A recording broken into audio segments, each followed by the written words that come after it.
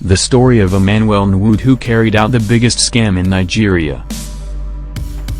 In this retro series, non-existent bring to you the story of Emmanuel Nwude, who committed the largest fraud in the country by selling a non-existent airport to a Brazilian for $242 million between 1995 and 1998. The rise of internet fraud, commonly known as 419, is one phenomenon Nigeria has come to be associated with. Before internet fraud became a global issue, Nwude had committed one of the biggest scams in the world. Specifically, his fraud was the third largest banking scam in the world after the Nicholason's trading losses at Barings Bank, and the looting of the Iraqi central bank by Qusay Hussein. How was Nwude able to carry out this jaw-dropping scam and convince Nelson Sakaguchi, who was the director of the bank, to part with so much money for the purchase of an airport? Nwude was a former director of Union Bank of Nigeria, and this position made him privy to some links, information and documents that other persons would not be aware of.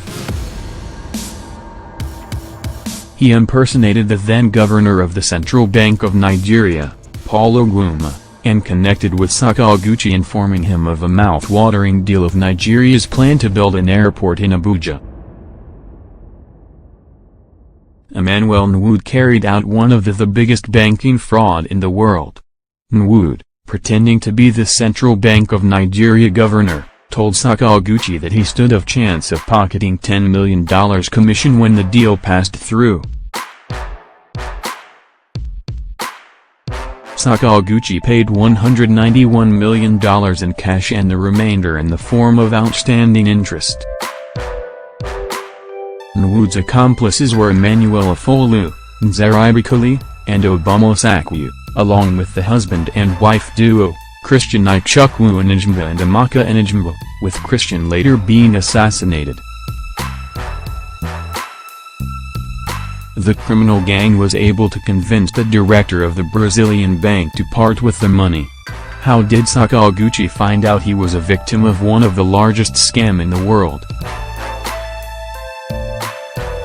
In 1997, the Spanish Banco Santander wanted to take over the Banco Noroeste, and a joint board meeting was held in December of that year.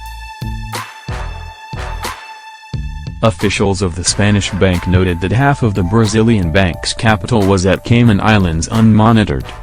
This raised questions, as this was 2/5 of Noroeste's total value.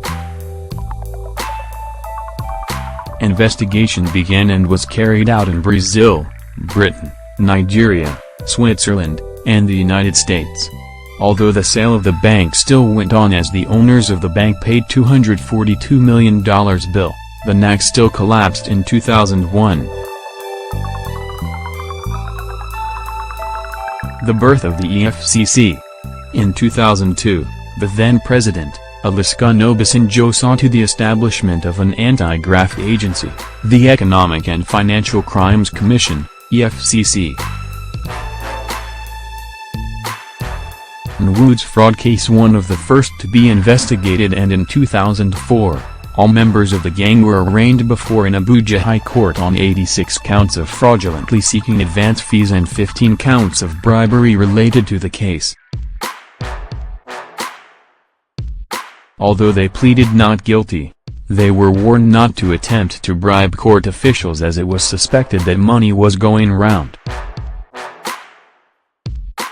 Nwude has become Nigeria's fraud kingpin after pulling off one of the biggest deals in history.